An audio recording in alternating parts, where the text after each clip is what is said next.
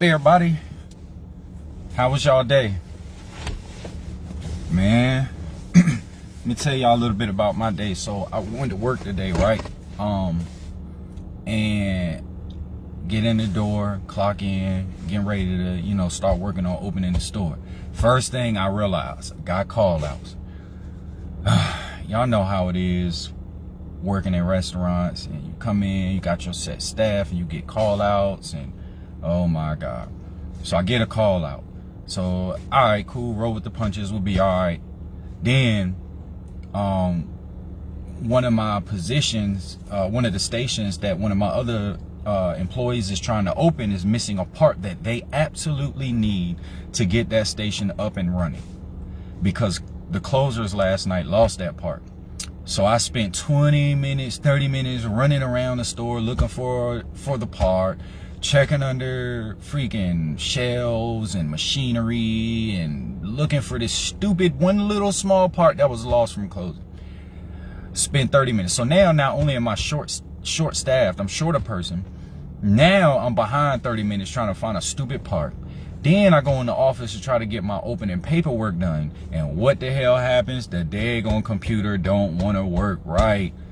Oh my God. I work, for any of you that really know, I've been in the restaurant business now for 20 years. I've been everything from an employee to a trainer to a shift lead to a manager, general manager, district manager. Like, I've done everything you can do. The only thing left for me is, which I hope y'all can't see this hat, it's a job I work at, but I'm trying to hide it from y'all right now. But I'm on my way towards ownership. I'm gonna be owning my own restaurant in an amount of time that is definitely in the foreseeable future. But besides all of that, y'all just don't understand, man. Has anybody ever noticed the divide between night shift and day shift in any job, not just restaurants, any job? Night shift hates day shift because day shift got it easy or got the best hours to work because you get off and still have the rest of your day. They don't have to close down the store or any of that, so they don't like day shift. Day shift don't like night shift because night shift doesn't have to open the store, and they're on a time limit. When you close, in my opinion, you're not really on a time limit to get up out of there. Yeah, you want to hurry up and get up out of there to help with labor and everything, but you're not pressured, or that pressure to you have to absolutely get up out of there at close at this specific time. Daytime, no matter what the hell happens, if whatever time your business opens, in my case 10 o'clock, you come in at 8, and no matter what happens, you have to be open at 10 o'clock. Equipment could fail, people can call out, an inspector could come, you have technical issues like I did today when the computer for me to get the money and everything in order didn't want to work right. Parts could be lost from clothes and you can't open this position. Nighttime comes into an already functioning situation. Everything's running right. So if you do have call outs or short staffed or anything like that, at least everything's already in running order. It's just going to be hard, right? Daytime, you don't get that option. You don't come into a running situation. You have to get it running. So would you rather hop into somebody's car and drive and experience issues in the drive? Or would you rather be the person who can't even get the car started? You tell me. I don't know, but either way, they both got their pros and cons. But that's life, y'all. That literally is life. So what I'm basically saying is, we all got to figure this out. Daytime versus nighttime. Who is right and who is wrong? I would tell you this: both are right and both are wrong, because both need each other. The best part, the most important part of opening a restaurant is the close the previous night. The best close, the best, the most, I'm going to use my terminology correctly. The most important part of closing is a good shift transition, right? So you leave nighttime, when they come in and this shift change, you want to make sure everything's in order, stocked up, any maintenance issues, tech issues, you handle all of that, staffing issues, try to handle it the best you can so that they can in turn give you a great close, so that you in turn have a great opening, so that you can in turn give them a great shift transition. You see where I'm going with that? So we got to figure out a way to kind of help each other out. If you ain't willing to do that, oh my God. Another thing, let me vent. This is not part of the podcast, but maybe one day I'll do segments like this. Let me vent.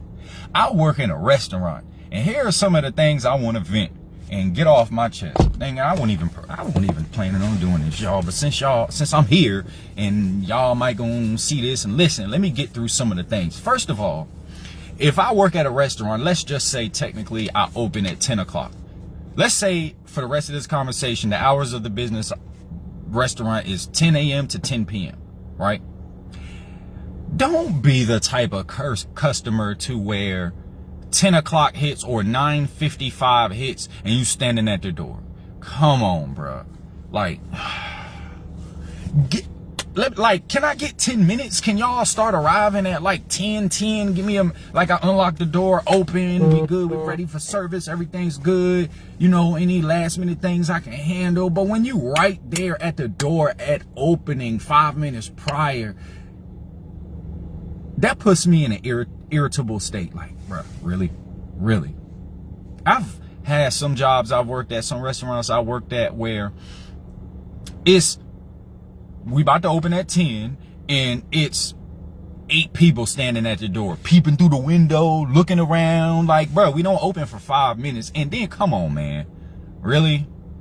Now, I appreciate the business because in the end of the day, no matter what nobody says, the customer pays our bills. The more customers come and support our business establishment, the more hours we have available to give to people who need bills to pay. The more raises we can give out, the more, come on, you know what I'm saying? It all makes sense. The customers pay our bills, so I will never forget that. But come on, bro. Waiting at the door at 9:55 when we open at 10 is the equivalent at coming at 9:55 p.m. when we close at 5. It's the same thing. Another thing. Stop freaking coming through the drive-thru and you get to the speaker and you on the phone trying to have a conversation and place your order at the same time. Like, really? I'm asking you questions, you having a full-blown conversation. Girl, Keisha, let me tell you, this dude, and hold on one second. I'm sorry, what you say? What combo I want? Yeah, let me get the number 1. Oh, hold on. Oh, and girl, I forgot to tell you. Hold on, y'all. I know I'm ordering, but I'm sorry. What you mean you sorry? If you sorry, get the heck out of the dang online and come back when you're done with your conversation. Number 2, do not come through the drive-thru on the phone with the people who want you to order them food while you there. And you at the speaker, did we ask you what kind of side would you like? Oh, I don't even know. Hold on. Hey, ask Jimmy's father's cousin, aunt's, uncle's best friend's neighbor who was across the street and out of town. What side did they say they specifically wanted for their order?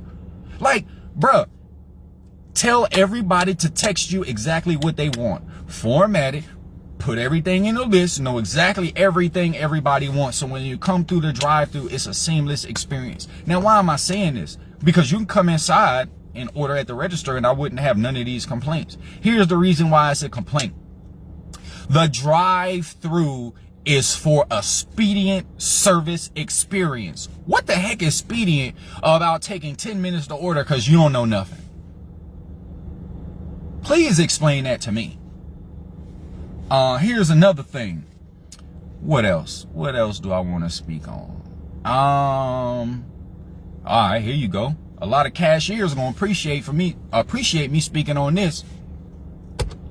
Stop coming through the drive-thru when it's raining and you got your windshields on full blast at the window.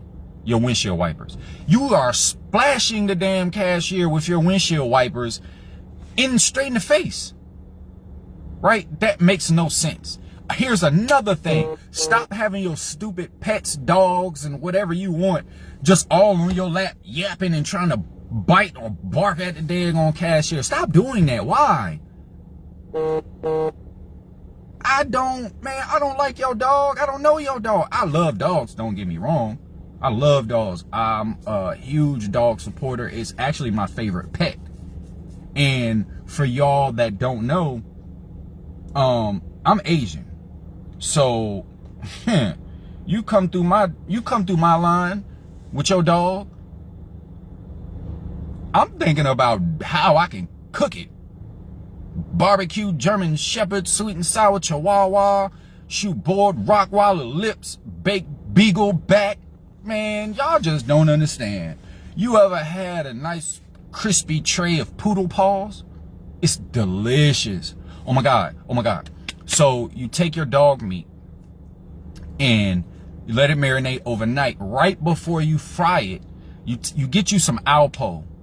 Alpo is probably my favorite dog meat seasoning. You take the Alpo, and you take the dog meat and smother it in it, let it marinate overnight. Kibbles and bits works really good. You crush it up really good, and you can bread the dog meat, and you want to fry it 365 degrees for roughly about 5 to 6 minutes. And then you need to let it drain and sit to get all the oil and grease out of it. Cat meat is best. It's best to use catnip. I've tried other flavorings and seasoning, but the catnip works the best. Also, make sure before you cook it, you have to feed them the proper foods, because those nutritions go straight to the muscle fibers and fat in the meat itself. So you are what you eat. If you don't feed your animal the correct meats or the correct diet, that can also affect the taste. It's very simple, but it's very important. Please don't forget that. So Alpo and probably kibbles and bits for dog meat. If you're frying it, if you're baking it, make sure after you marinate it in the Alpo, you gotta also put a little bit in the pan so that it soaks that flavoring up. It's very, very important for baking. I'm probably gonna do like a 350 for maybe like 30 minutes, 40 minutes or so, just depending on the thickness of the baked beagle that you're trying to prepare. It's all very important. So those are some of my favorite recipes. Like I said, sweet and sour Chihuahua, baked beagle is pretty good, boiled Rottweiler, sweet and sour Chihuahua. Man, it's so many. Oh, beagle and broccoli. That's a really good one too. I forgot about that. Beagle and broccoli. Husky hush puppies. That's a good one. Literally a hushed puppy. But enough of that. Let me get back to my rants. So, don't be the customer. And I've seen this so many times. I'll be in the bathroom, in the stall, sitting down, doing the do. And I pay attention to this. If somebody comes to the urinal right beside me or stall right beside me, I make sure I look at their shoes. Why? Because do you know how many times I've been in the stall, saw someone's shoes, and that same customer will finish using the urinal, stall, urinal, whatever, flush the toilet, exit out of the urinal or stall, and I listen. All I hear is the door open to the bathroom and they leave. What did I not hear? I didn't hear the water running. I didn't hear washing of hands. So what do? Oh, I hurry up and finish my business so I can go straight out there and look at everybody's shoes to identify who the person ain't washed their hands. Because if you in there touching on everything, no, I'm calling you out. Sorry, sir. Hey, excuse me. You were just in the bathroom and you ain't washed your hands. Yep, that's another one. What else we got? Don't just toss your money at me when it's time to pay. Don't just toss your money on the counter. Like, I'm a human being. You can hand it to me like a normal, sane, moral person would. Y'all got me in my mode now. Now I can release things. Now, here's another thing from the people applying for the job. Don't come to the daggone interview, and I'm okay with if you aren't the most professionally dressed, because we all got situations. I'm okay with you might be a little late to the interview, long as you reach out. Life happens. I'm okay with all of that. But here are some things that irritate me. During the interview, please have some questions to ask. I don't care how simplistic it is, have some questions to ask. Don't let me get to the point of the interview and I say, okay, so what questions you got for me? What do you want to know about the job? What, pros and cons are you concerned about? Tell me what you want to know. And they say, I ain't got no questions. That tells me you're not a thinker. Why would I hire a thinker? Here's another thing. Don't come to the interview smelling like drugs or alcohol. Why would you do that? Right? Here's another thing. I hate when people ask me in the restaurant business, what's the starting pay? If you hire anybody in the food service industry, you would know why that's the most irritating question. First of all, there is no starting pay, right? There's no across the board answer. It depends on availability and experience. That's what matters.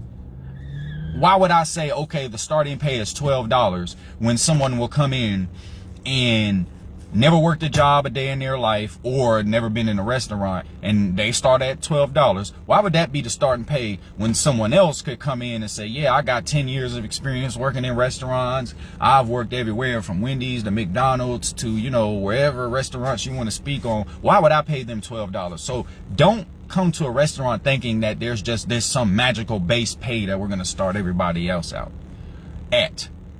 Here's another thing, back to the customers. Absolutely stop getting mad at me for situations or things that affect you as a customer that have nothing to do with me. Why is the food so expensive? Probably because the corporate office decided that this is the price, which has nothing to do with me. Well, why is this and why is that? Because I have no idea, but don't get mad at me. I have zero control over any of that. Are you kidding me? Why y'all close at 9 o'clock on this day? Because that's what the business decided to do, but it has nothing to do with me. Why are you angry at me? Call the corporate office if you want change. I'm sorry, y'all. Oh my God, I need to go eat some cat or dog and calm down real quick, but woosah. Let's get to why I started this live. This was just a quick live to say thank you to everybody who's been supporting my podcast. Like, share, and subscribe. Did I say that right? That's what they be saying, right? So I'm starting a podcast, so I got to get used to saying that. Like, share, and subscribe.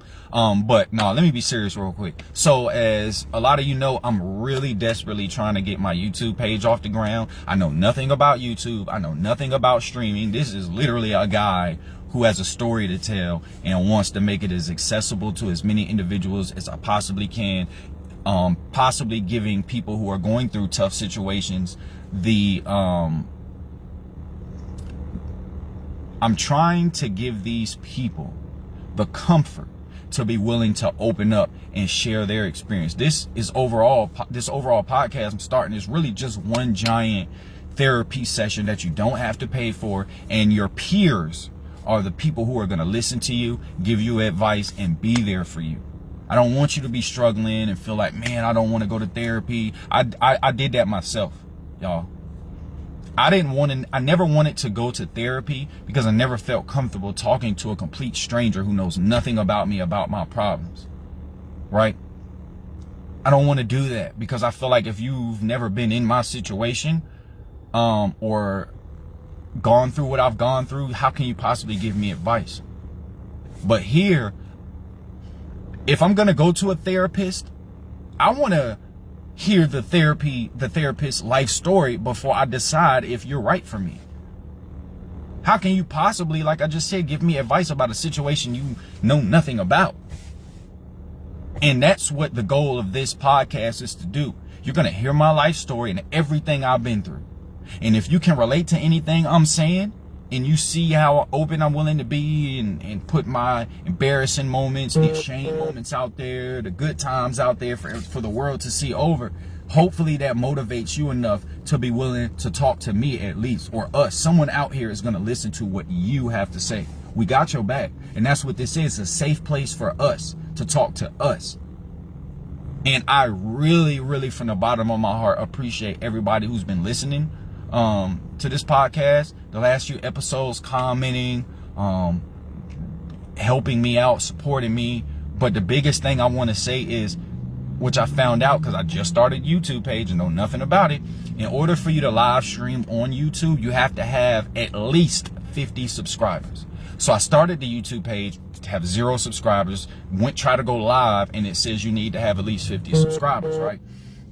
So the first thing I did was try to reach out to you all or anybody listening to say, hey, I might not have any content yet on my page, or just some, some stuff that's randomly up there, but please subscribe to me so that I can speak to a broader audience of individuals. I would love to have a youth segment on my podcast where I could bring on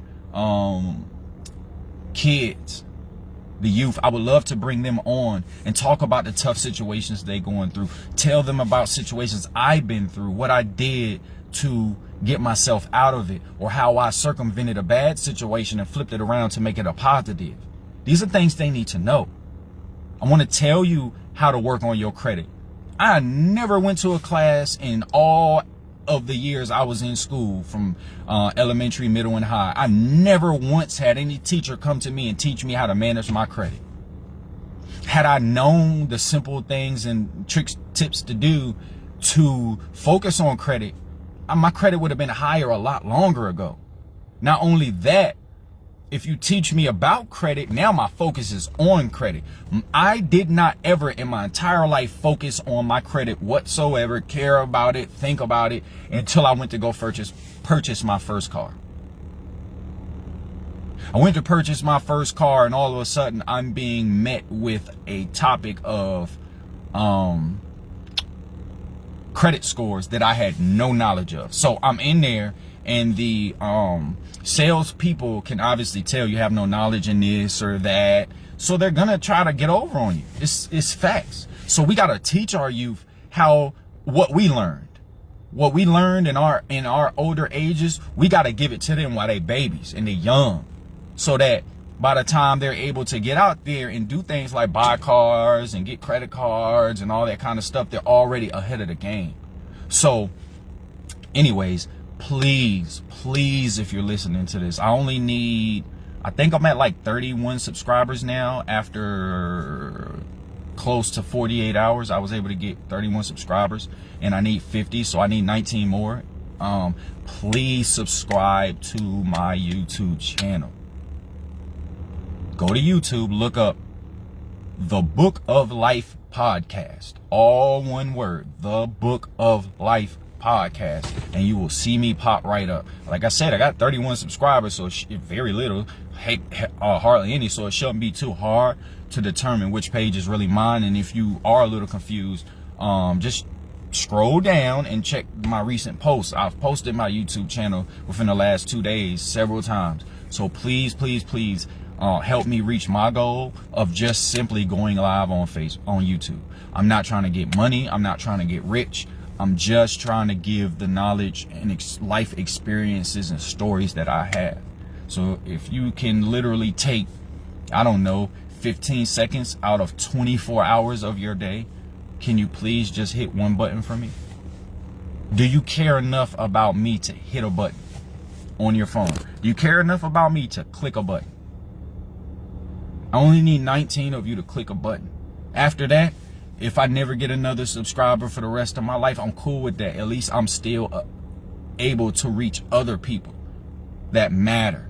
People who can relate to what I'm going through. People who desperately are in the system and need as a young child or even an adult, they need some kind of advice, or even if it's not advice, just somebody to vent to that won't judge them, because y'all hearing everything that I'm going through or have went through in my life so far. I can't judge nobody. The same way y'all listening to me, I'll listen to y'all. Just get me to the 50 subscribers so I don't have any blocks in my way, or I'm limited to how many people I can reach out to. That's all I have to say. I really appreciate y'all from the bottom of my heart. This is very therapeutic for me. I'm very passionate about it.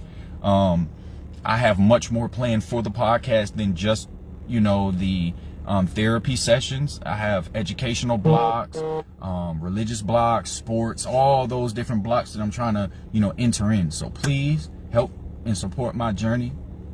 And I'll see y'all when I get those 50 subscribers. Y'all have a blessed evening. Oh, my pleasure.